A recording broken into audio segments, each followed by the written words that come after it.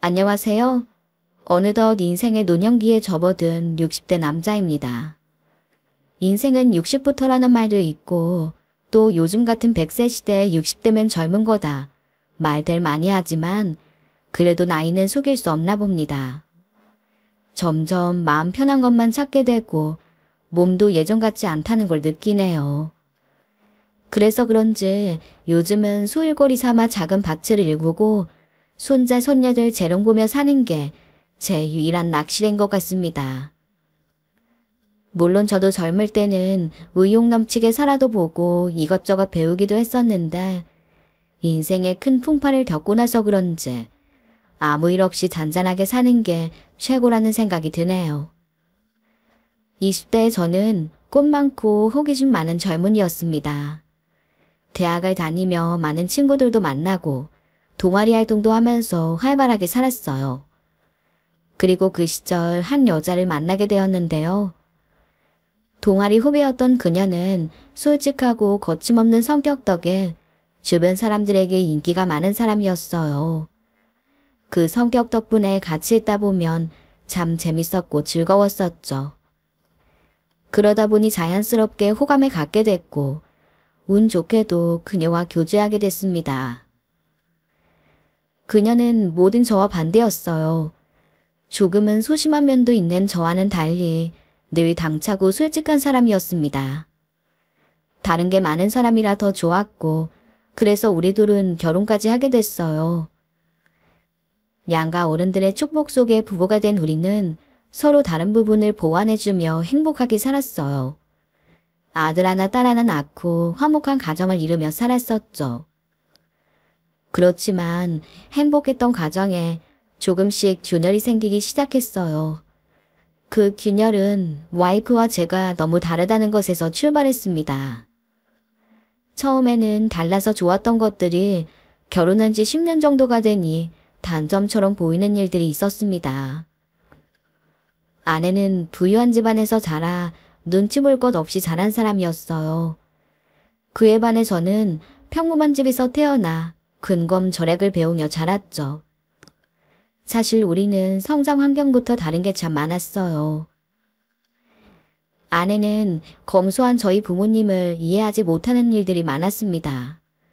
결혼 초에는 그런 불만을 저에게만 말했었어요. 아내가 부잣집에서 자란 걸 알고 있었고 또 솔직한 성격이라는 것도 아니까 그냥 이해하고 넘어갔었습니다. 하지만 시간이 지나면서 아내는 제가 아닌 우리 부모님과 다른 형제들에게도 그 불만을 표현했었어요. 눈치 한번 안 보고 자란 사람이니 더 거리에 낄 것이 없었나 봅니다. 하루는 김장하는 날 아내와 같이 집에 갔는데 배추 절이는 어머니를 가만히 보고 있더군요. 사실 시집 오기 전까지 김치를 담가본 적도 없는 사람이니 일하지 않는 건 이해했어요. 그런데 우리 어머니를 향해 어머님은 그렇게 구부러진 허리로 왜 배추를 직접 절이시냐고 사람 써서 김장하면 되는데 돈 없어서 직접 하시냐고 묻는 겁니다. 그 순간 어머니는 물론이고 온 가족들이 다 당황한 표정으로 아내를 바라보는데 제 얼굴이 다 화끈거렸습니다. 돈 주고 사람 써서 김치 담그는 게 좋다는 거 누가 모르겠어요. 우리 집 형편이 넉넉하지 않기도 하고 또 60 넘은 어머니가 아픈 허리를 부여잡고 그래도 자식들 직접 먹이려고 김치를 담그시는데 그런 말을 하다뇨. 도저히 그곳에 있을 수가 없어서 급하게 아내를 데리고 나왔습니다. 집으로 돌아오는 길에 도저히 참을 수가 없어서 아내에게 몇 마디 했습니다. 당신 지금 우리 어머니한테 실수한 거 알지? 아픈 허리로 김장하는 시어머니한테 어떻게 그런 말을 해? 우리 어머니한테 사과드려. 알았어? 뭘 그런 걸 가지고 그래? 솔직히 당신 집 돈 없는 거 사실이잖아. 요즘 돈 좀 있는 집들은 직접 김장 안 해. 다 사다 먹거나 아줌마 써서 담그지. 그리고 시댁 형편 빠듯한 거 하루 이틀도 아닌데 그 정도 말한 거 가지고 뭘 그래? 아내는 자신의 잘못을 전혀 모르고 있었어요. 저는 그 태도에 더 화가 났습니다. 그걸 알더라도 그냥 나한테 이야기하고 끝낼 일이지. 그 말을 왜 우리 어머님한테 직접 하느냔 말이야. 우리 어머니가 얼마나 무안하셨겠어. 다른 가족들도 그렇고. 내가 아예 없는 얘기란 것도 아닌데 왜 이렇게 화를 내? 그럼 뭐 나한테 거짓말이라도 하라는 거야?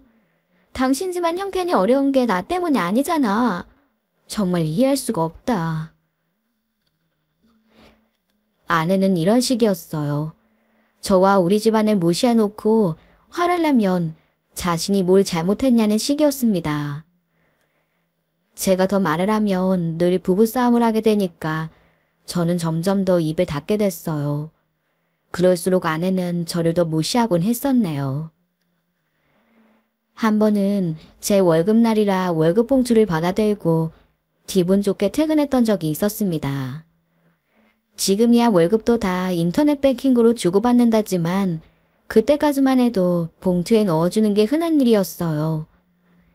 뭐 큰 돈은 아니어도 그래도 한 달 수고했다는 생각도 들고 월급 봉투를 아내에게 건네며 보람도 느끼곤 했습니다. 그래서 그날도 아이들까지 다 모여 저녁 먹는 자리에서 아내에게 월급 봉투를 건넸습니다. 여보, 이번 월급이야. 얼른 받아. 그러자 아내는 심드렁한 표정을 하며 월급 봉투를 받아들더군요. 표정이 밝아 보이지 않아서 무슨 일이 있나 싶었어요. 당신 표정이 왜 그래? 오늘 무슨 일 있었어? 아니, 아무 일도 없었어. 근데 꼴랑 이거 벌어오면서 월급이라고 생색내는 거야. 생색이라니, 내가 언제 생색을 냈다 그래? 그리고 당신 애들도 있는데 말이 너무 심한 거 아니야? 솔직히 월급쟁이 월급이 다 거기서 거기잖아. 큰 사업해서 돈 봉투 안 대주는 거 아니고서야 월급이라고 생색낼 것도 없겠구만. 고작 이걸 벌면서 조용히 주면 되지. 애들 다 보는 데서 줘? 이 정도 월급으로 뭘 그렇게 유세요. 게다가 애들도 돈 많이 벌어올수록 좋다는 건 알아야지. 얘들아, 너희는 아빠처럼 월급쟁이 하지 마. 그럼 얼마 못 벌어. 외할아버지처럼 사업해야 돼. 알았지? 아내는 애들 앞에서도 제 자존심을 깔아뭉갰습니다. 아이들이 제 월급 봉투를 바라보는데 제 얼굴이 다 화끈거리고 제가 다 초라한 느낌이 드는 겁니다. 더 이상은 참을 수가 없어서 바로 집을 뛰쳐나왔어요. 그래도 대기업 다니면서 남들 부러움도 많이 받았는데 아내에게는 그런 게 다 소용없는 것 같았습니다. 직장인인 저를 너무나도 초라하게 만드는 사람이었어요. 자녀들 앞에서 자존심까지 무너지고 술 없이는 견딜 수가 없겠더군요. 그래서 그날은 술을 꽤 많이 마셨는데도 이상하게 취하질 않았어요. 마음이 속상해서 그런지 술도 취하지 않는 게 참 씁쓸했죠. 그렇게 허한 마음으로 집에 돌아갔더니 아이들이 잠도 안 자고 늦게까지 저를 기다리고 있었어요. 어린 마음에도 아빠가 상처받았다는 게 눈에 보였나 봅니다. 아빠가 들어올 때까지 졸린 눈을 부비며 기다린 두 녀석들을 저는 품 안에 꼭 안아줬습니다. 와이프 때문에 속상한 마음, 아이들이 있어 견딜 수 있었네요. 그러다 장인어른이 돌아가시고 부인은 꽤 많은 돈을 유산으로 상속받았습니다. 아내는 몇 달을 고민하더니 자기도 사업을 한번 해보고 싶다고 하더군요. 당시 아이들도 거의 다 컸고 아내도 사업에 도전해보고 싶어 하는 것 같아 크게 말리지 않았습니다. 그렇게 와이프는 40대가 넘은 나이에 처음으로 사업을 시작했어요. 그런데 사업가 체질이 있는 건지 회사를 차리자마자 일이 잘 되기 시작했죠. 장인어른도 사업가셨는데 어렸을 때부터 보고 배운 게 있어서 그런지 아니면 아내의 감각이었는지 사업은 나날이 승승장구했습니다. 문제는 아내의 사업이 잘 될수록 저를 더 깔봤다는 겁니다. 예전에는 기분 좋았던 월급날이 제 자존심을 갉아먹는 날이 되었어요. 집안의 돈을 관리하는 아내는 평범한 월급쟁이인 제 월급을 항상 무시해왔었는데 사업으로 제 월급의 몇 배가 넘는 돈을 벌어오니 어땠겠어요. 가정에서 제가 설 자리는 없었습니다. 남들은 능력 있는 부인을 둬서 좋겠다고 부러워하는데 제 마음은 편하지 않았습니다. 아내에게 언제나 무시받으면서 살아온 삶을 아무에게도 말하지 못했으니 말입니다. 그러던 중 회사에서 승진이 밀리게 된 적이 있었습니다. 지위에선 당연히 제가 전무 자리에 올라갈 거라고 했었고 저 또한 사람인지라 승진에 대한 기대를 했었어요. 하지만 저보다 더 어린 후배에게 승진해서 밀리고 결국 제 젊은 날을 바쳤던 회사에서 쫓겨나는 꼴이 됐습니다. 저보다 아래인 후배가 제 상사가 되었으니 회사를 더 다닐 수 없던 상황이었죠.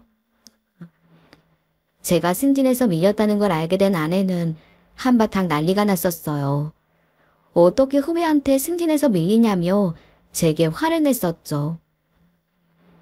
당신 대체 뭐하는 사람이야? 그 회사를 몇 년을 다녔는데 이제 와 승진해서 밀려. 나도 속상해. 그렇지만 어쩌겠어. 승진은 내가 결정하는 게 아닌걸. 이 얘기는 이제 그만하자.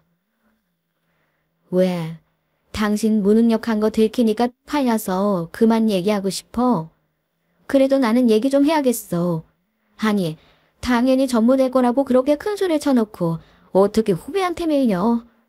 당신 정말 회사에서 제대로 일한 거 맞아? 얼마나 능력이 없었으면 승진해서 후배한테 밀리냐고. 그래놓고 후배 상사로 모실 순 없어서 지금 그만둔 거 아니야. 내 말이 틀려. 아니, 당신 말 다 맞아. 나 능력 없어서 후배한테 승진 밀리고 그 후배 상사로 되어지도 못하겠어서 회사 그만뒀어. 이렇게 말하니까 속이 시원해? 당신이 보기에 내가 부족해 보여도 그렇지 어떻게 몇십 년을 일한 회사 그만둔 사람한테 이렇게 막말을 해. 당신은 어떻게 한 번도 내 마음을 헤아려 주질 않어? 그래도 속상할 텐데 수고했다고 말해줄 순 있잖아. 속상하다고 위로해주면 뭐가 달라져? 어차피 당신이 후배보다 밀려서 승진 못한 건 똑같잖아. 당신이 무능해서 회사에서 쫓겨나 놓고 대체 누구 탓이라. 계속해서 저를 몰아붙이는 아내의 말에 할 말을 잃었어요. 그리고 더 이상은 이 사람과 같이 살 수 없다는 생각이 들었습니다.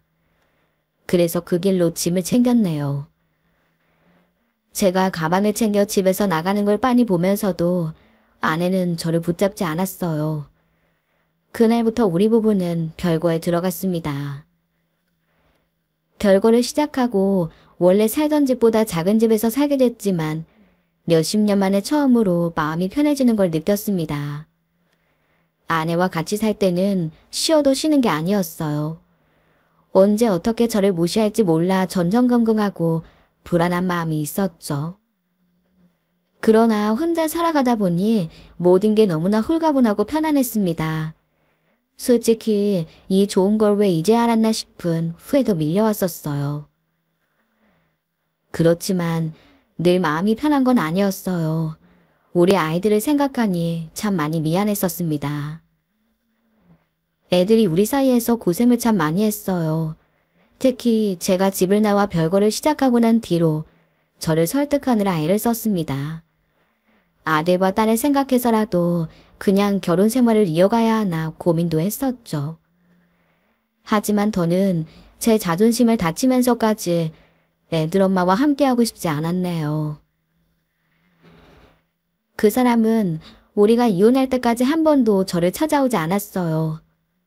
딱 한 번 딸아이 생일이라 만났던 날 이혼하는 걸 후회하지 않겠느냐고 물었던 적이 있었습니다. 저는 그 말에 후회할 일 없다고 대답해줬어요. 늘 내 자존심을 짓밟던 아내에게서 벗어나는 게 더 중요했기 때문이었죠. 그렇게 거의 환갑 나이에 애들 엄마와 뒤늦은 이혼을 했습니다. 뭔가 시원섭섭하더군요. 그래도 앞으로 저 혼자 살아갈 제2의 인생이 기대되기도 하고 떨리는 마음도 있었어요. 아직은 잉태를 하기 이른 나이라 일할 곳을 찾아보고 있었는데 아는 지인의 소개로 일자리도 금세 찾을 수 있었네요. 일자리가 해결되고 나니 뭔가 새로운 걸 해보고 싶어지더군요. 그래서 그동안 하지 못했던 취미생활도 갖게 됐어요. 그동안 바쁘게 살며 못했던 일들을 하나씩 하는 재미가 참 컸습니다. 어렸을 때부터 좋아했던 탁구도 다시 시작할 수 있었어요. 오랜만에 다시 탁구도 치면서 새로운 사람들도 만나고 그러면서 도모에 들어가게 됐어요. 도모에 들어가 여러 사람들과 교류하며 가까워졌고 그곳에서 한 여자를 알게 됐습니다. 저보다는 늦게 도모에 들어온 사람이었는데 이상하게 첫인상부터 어색하지 않았어요. 무엇보다 참 편안하고 순한 사람이라는 게 느껴져 자꾸 눈길이 갔었죠.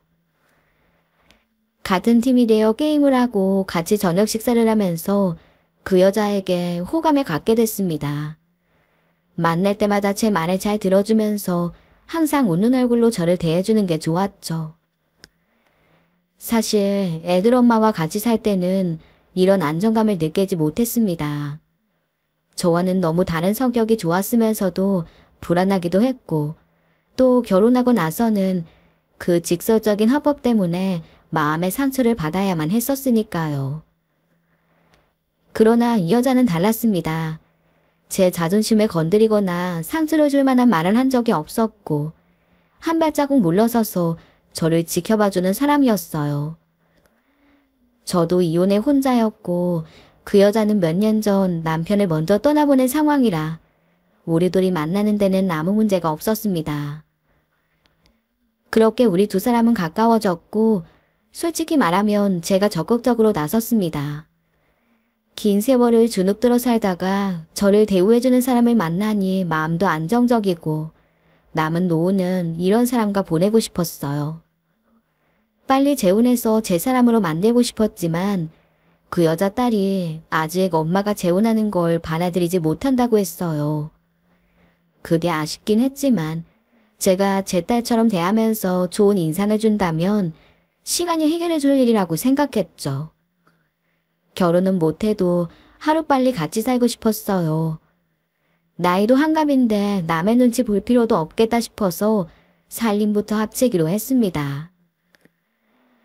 저는 그 여자를 위해 조금 더 넓은 집을 얻었습니다.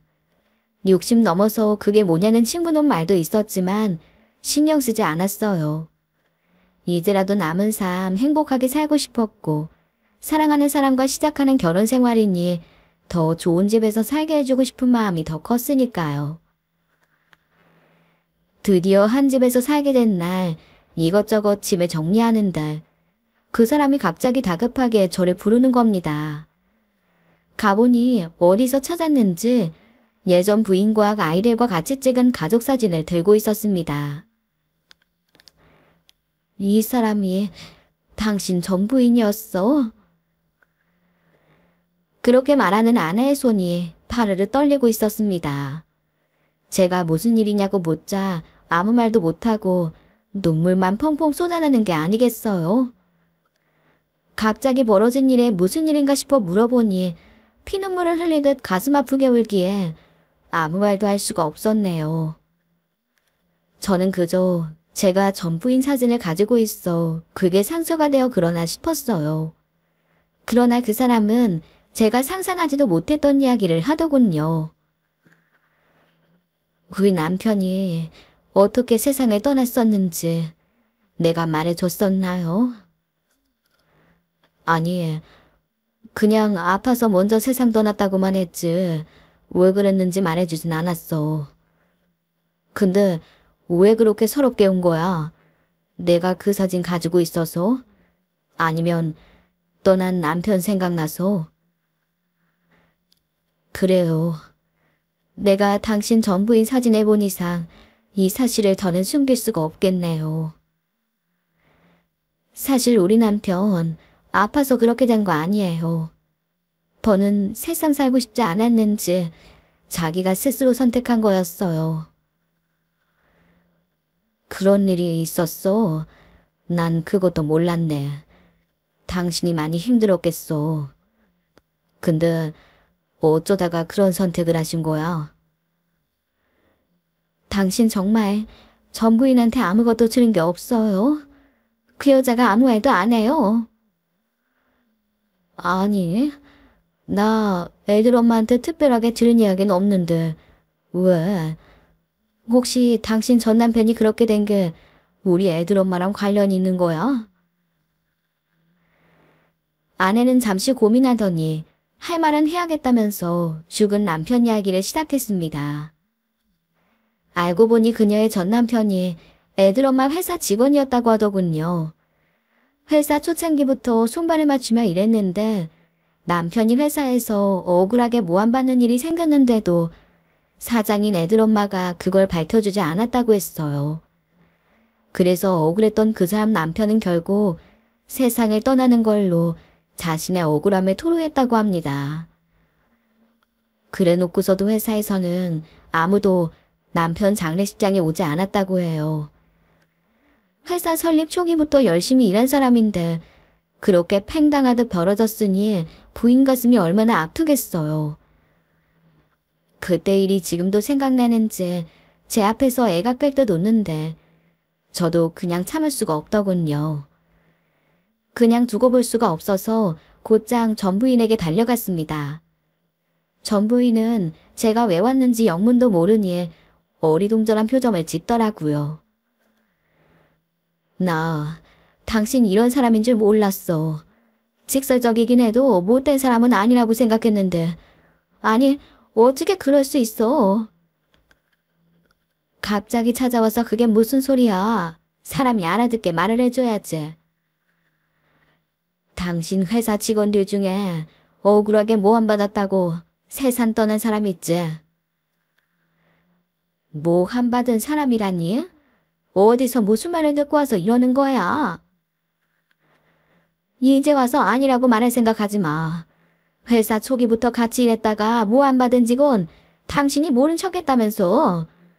그래서 억울한 그 사람은 자기가 스스로 세상 떠났고 그렇게 세상 떠난 직원 부인이 지금 나랑 재혼할 여자야. 알아? 그래서 그것 때문에 전화 한 통 없이 갑자기 찾아와서 이렇게 화를 내는 거야? 아니, 그보다 그 사람이 모함받았던 증거 있어? 세상 떠났다는 증거가 있냐고. 지금 그 여자 말만 듣고 와서 이러는가 본데 제대로 알아보고 와서 따져야지. 안 그래?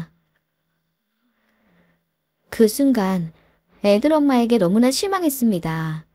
세심하고 배려심 많은 스타일은 아니어도 자기 잘못을 부인하고 모른 척하는 사람은 아니라고 생각했는데 그렇게 딱 잡아떼는 모습에 내가 아는 그 여자가 맞나 싶더군요. 그럼 그 사람이 거짓말을 했다는 거야? 나 당신이 이렇게 나올 줄 몰랐어.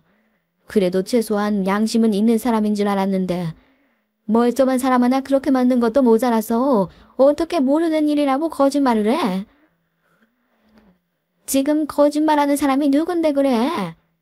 그리고 이미 헤어진 마당에 이런 말은 안 하려고 했는데 아니, 나랑 이혼하고 나서 만난다는 여자가 고작 그 여자야. 재혼할 거면 좀 괜찮은 여자를 만나지. 어떻게 그런 여자랑 재혼을 하니? 당신 지금 말 다 했어? 내가 맘에 안 들어도 그런 말은 하는 게 아니지. 앞으로 나랑 살 사람인데 예의는 지켜야지. 당신이란 사람한테 정말 있는 정 없는 정 다 떨어진다. 그렇게 따지러 갔다가 실망감만 잔뜩 아는 채 집으로 돌아왔습니다. 집에 들어오니 그 사람이 어디 다녀왔냐고 묻는데 솔직하게 말할 수가 없었죠.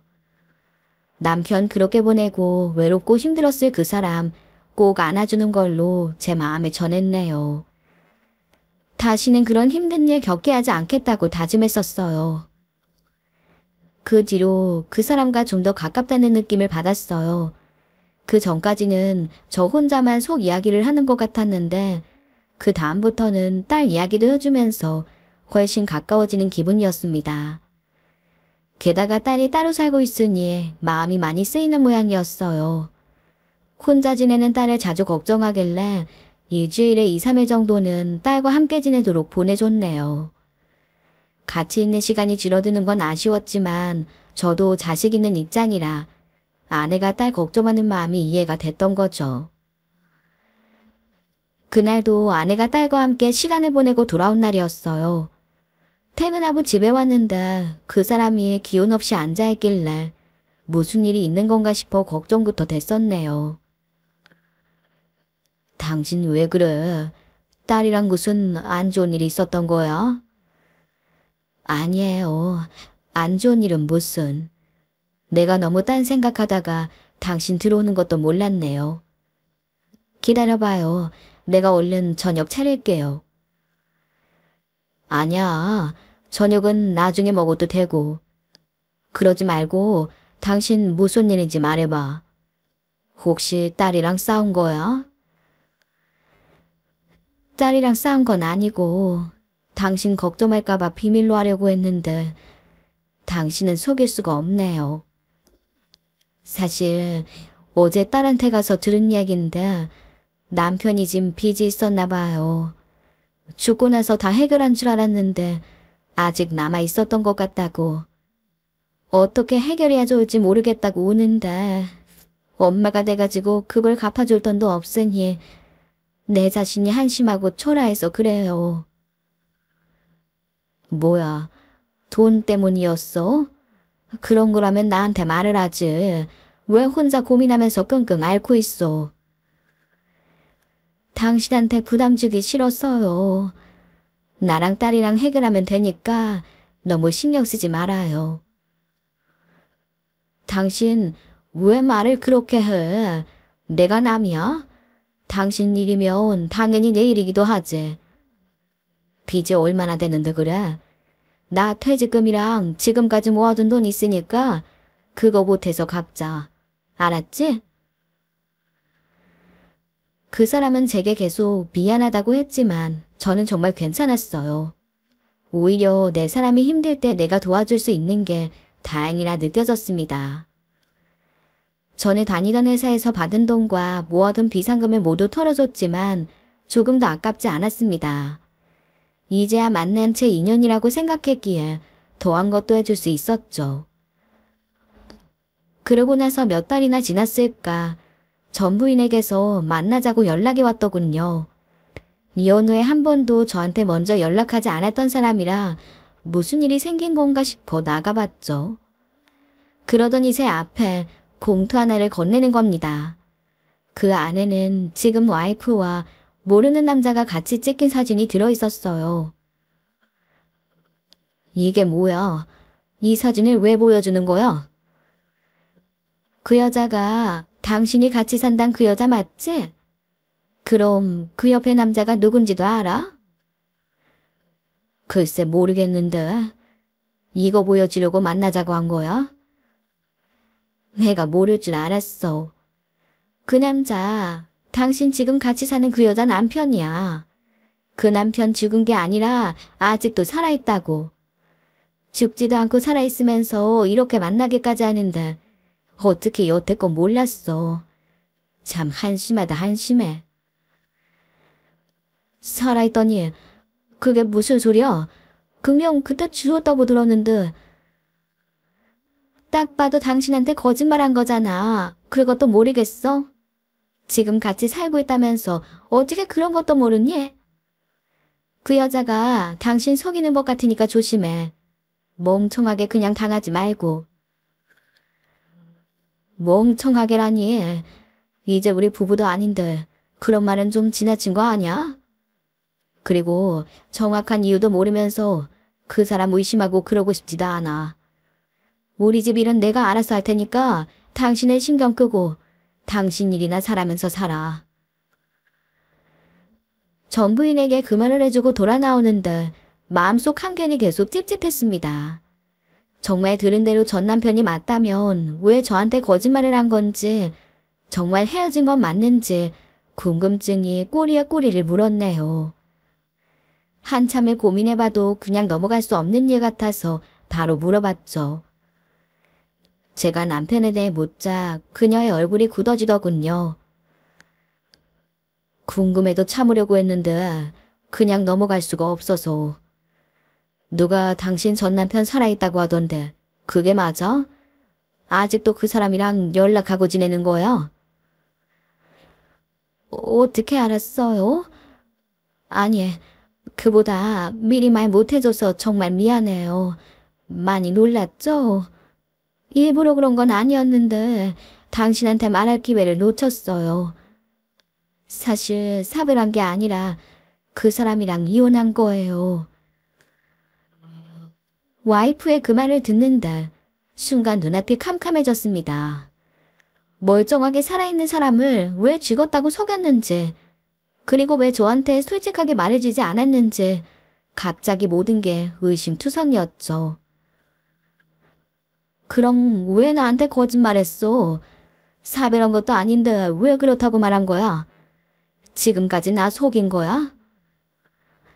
아니에요, 여보.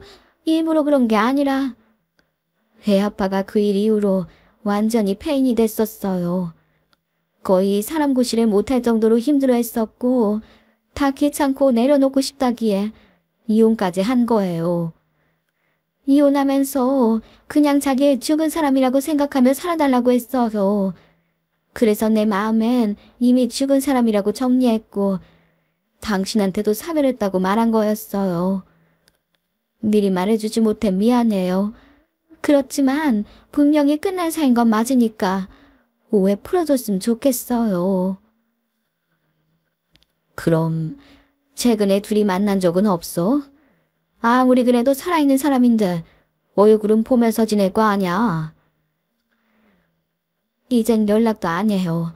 얼마 전에 당신이 빚 갚아준 거 그거 고맙다고 딱 한 번 만난 게 전부예요. 정말 그 전까진 한 번도 만난 적 없어요. 앞으로도 없을 거고요. 당신이 의심할 애 만들어서 정말 미안해요. 그렇지만 이미 다 끝난 사이니까 오해하지 말아요. 그 말을 하는 아내의 눈에는 눈물이 맺혀 있었습니다. 내가 진실을 모르고 괜히 사람을 의심했구나. 안 그래도 마음 약한 사람 더 힘들게 만든 것 같아 얼마나 미안했는지 모릅니다. 제 손을 잡고 오는 그 여자의 눈물에 저는 모든 비밀을 다 이해해주기로 했네요. 그렇게 다시 우리는 행복한 일상으로 돌아왔어요. 아내가 제게 더 이상 숨기는 게 없다고 생각하니 마음도 놓이고 진짜 부부가 된 것 같았어요. 지금은 살림을 합친 정도지만 곧 결혼식도 올리고 혼인신고도 해 정식 부부로 살아가고 싶었죠. 그러던 중 아내의 딸에게서 연락이 온 겁니다. 아내로부터 딸이 재혼을 반대하고 있다고 들었기에 무슨 일로 나를 보자고 한 걸까 긴장도 되고 정말 떨렸어요. 우연히 한두 번 마주친 적은 있었지만 연락이 와서 정식으로 만나는 건 처음이었거든요. 약속 장소로 나가보니 아내의 딸이 먼저 나와 있었습니다. 하은 양, 먼저 연락 줘서 정말 고마워요. 그런데 어쩐 일로 날 만나자고 한 거예요? 엄마 일 때문인가요? 네, 엄마 일로 아저씨가 꼭 알고 계셔야 하는 게 있어서요. 그래요? 무슨 말인지 얼른 얘기해봐요. 중요한 얘기예요. 새 부인의 딸은 한숨을 한번 톡 내쉬더니 어렵게 입을 열었어요. 아저씨, 우리 엄마 많이 사랑하시죠? 엄마한테 곧 결혼식 올리자고 하셨다는 말 들었어요. 그런데 그러지 마세요. 두 분 결혼하시면 안 돼요. 그 아가씨가 하는 단호한 말에 갑자기 머릿속이 멍해졌습니다. 재혼에 반대한다더니 정말 그런 건가 싶고 순간적으로 어떻게 설득해야 하나 싶더군요. 저기 엄마 재혼 탐탁지 않아 하는 건 잘 알고 있어요. 그렇지만 엄마 남은 평생 내가 정말 행복하게 해줄 자신이 있어요. 하은 양이 내가 못 믿어서 그러는 거라면 아니요. 아저씨가 못 믿어서 그런 게 아니에요. 그것 때문에 두 분 결혼하시는 걸 반대하는 게 아니라고요. 우리 엄마는 재혼해선 안 될 사람이에요. 아저씨 때문이 아니라 우리 엄마 때문에 절대 재혼하시면 안 돼요. 그게 무슨 소리예요? 엄마 때문에 재혼하면 안 된다니. 저도 더는 못하겠어요. 아무것도 모르는 아저씨는 우리 엄마랑 행복하게 살 생각하실 텐데 그럼 아저씨가 너무 불쌍해서 그냥 두고 볼 수가 없겠더라고요. 우리 엄마 아저씨 사랑해서 아저씨랑 같이 사는 거 아니에요. 우리 아빠 대신 복수하려고 아저씨한테 일부러 접근한 거예요. 새 부인의 딸이 하는 이야기는 그야말로 충격적이었습니다. 그러니까 사실은 지금의 아내가 했던 말은 모두 다 거짓이었던 겁니다. 새 부인의 남편은 애들 엄마 회사에서 모함받아 쫓겨나 폐인이 된 게 아니라 기술을 빼돌리고 비리를 저질러서 해고된 거였어요. 거기다 고소까지 해서 감옥에 보내버렸으니 거기에 앙심을 품고 일부러 저한테 접근한 거라고 합니다. 게다가 저한테는 딸과 같이 지낸다고 집을 비우지만 사실은 자신의 아빠와 같이 있는 거라고 설이만 이혼했지 아직도 부부로 산다는 말을 하더군요. 얼마 전 제게 가져간 돈을 합쳐서 새 식구 이사갈 집까지 마련했다고요. 그 말을 듣고 정말 머리를 한 대 세게 맞은 것 같았어요. 정말 상상도 못했던 일이라 이걸 어떻게 이해해야 하는지 아무 생각도 나지 않았죠. 새 부인의 딸은 못 믿겠으면 직접 집으로 찾아가 보라며 자신의 집 주소까지 알려줬습니다. 알려준 주소대로 운전해서 가는데 어떻게 그 집까지 도착했는지 모르겠네요. 알려준 집으로 찾아가 문을 두드리니 집에서 나오는 사람은 다름 아닌 제 아내였습니다. 딸의 말이 거짓말이기를 바랬던 제 기대가 와르르 무너지는 순간이었어요. 제가 들이닥칠 거라고는 조금도 예상하지 못했는지 아내는 물론이고 같이 있던 남편이란 놈 얼굴도 당황하는 게 보이더군요. 왜 그렇게 놀라? 내 얼굴 처음 봐? 딸이랑 같이 지낸다더니 당신 지금 뭐 하는 거야? 당신이 왜 저 사람이랑 같이 있어? 여기는 어떻게 온 거예요? 누가 말해줬어요? 혹시 우리 하은이 만났어요? 지금 누가 말해줬는지가 중요해? 난 당신의 거짓말들을 다 눈 감아줬었는데 나를 향한 마음은 진심이라고 생각해서 이해해줬던 건데 어떻게 사람 마음을 이렇게 가지고 놀아? 제가 반 오열을 하자 그 여자는 태도를 싹 바꾸더니 이렇게 말하더군요. 아, 진짜. 당신이 억울한 건 알겠는데 탓할 거면 당신 전 부인을 탓해야지. 왜 우리 탓을 해? 편하게 전 부인 업보 대신 받는 거다 생각해. 내 남편 깜빵 보내고 니들만 하하호호 잘 살면 될 줄 알았어? 사람이 살다 보면 실수도 좀 하고 돈도 빼돌릴 수 있는 거지. 그만한 일로 사람을 회사에서 쫓아내고 감옥까지 보내냐고. 당신만 억울한 거 아니야. 우리도 억울하다고. 그 여자는 끝끝내 미안하다는 말을 하지 않았습니다. 되려 그런 부인 만나 결혼해서 살았던 제 잘못이라고 몰아붙이는데 이 사람의 본 모습이 이런 거였나 싶더군요. 억울하면 당신도 자기한테 복수하라는데 그 뻔뻔함에 할 말이 없어졌어요. 내가 고작 저런 사람한테 속아서 죽을 때까지 같이 살자 다짐했는지 너무나 한심해졌죠. 그 집에서 나와보니 제가 할 수 있는 건 아무것도 없었습니다. 사랑한다고 생각했던 사람에게 받은 배신감이 너무나 컸어요. 그런데 그 여자 그냥 둘 수가 없겠더라고요. 복수심에 사람 마음 가지고 논 것도 모자라서 제 전 재산까지 다 가져갔으니까요. 그래서 며칠을 고민하다가 전 부인에게 도움을 요청했습니다.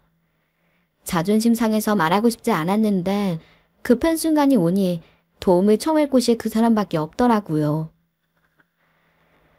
모든 사연을 듣게 된 애들 엄마는 처음으로 제게 미안하다는 말을 했어요.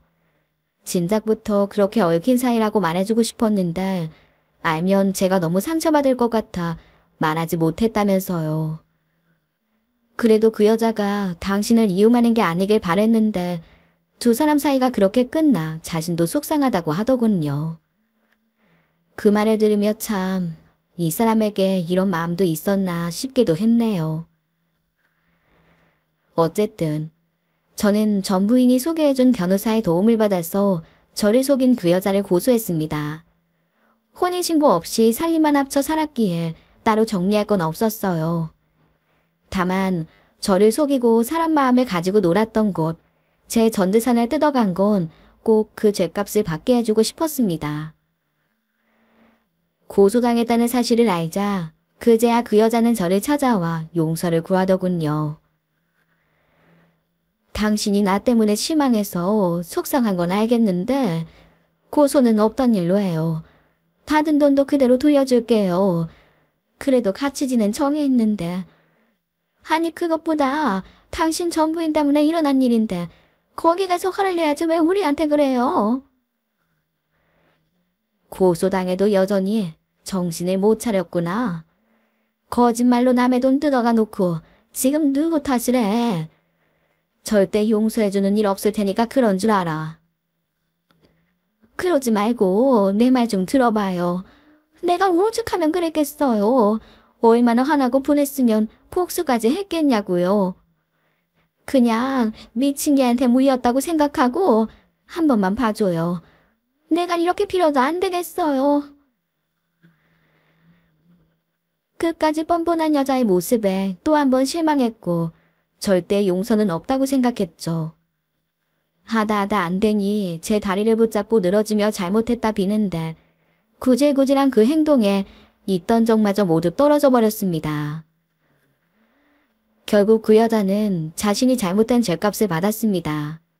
제가 저런 여자에게 속아 그동안 마음에 다졌나 싶어 후회스럽기도 했지만 다 지난 일이니 속이 시원했네요. 그 일 때문에 전 부인 도움을 참 많이 받았습니다. 한때는 참 미워했고 다시는 얽힐 일이 없다 생각한 사람인데 그 도움 덕분에 제 삶은 다시 안정을 찾을 수 있었네요. 지금 전 부인과 저는 예전보다는 가깝게 지냅니다. 그렇다고 다시 같이 살고 그런 건 아니에요. 다만 자녀들이 있고 또 긴 세월 같이 보냈던 사람인 만큼 친구처럼 또 동지처럼 만나고 있습니다. 서로의 행복을 빌어주면서요. 저는 요즘 소일거리로 밭을 일구며 편안하게 살고 있어요. 비록 시끄러웠던 일이 있었지만 그건 모두 액땜이라 생각합니다. 앞으로 남은 제 노후 문제없이 행복했으면 좋겠네요. 제 사연을 들어주신 분들의 앞날도 평탄하고 행복한 일만 가득하셨으면 합니다. 감사합니다.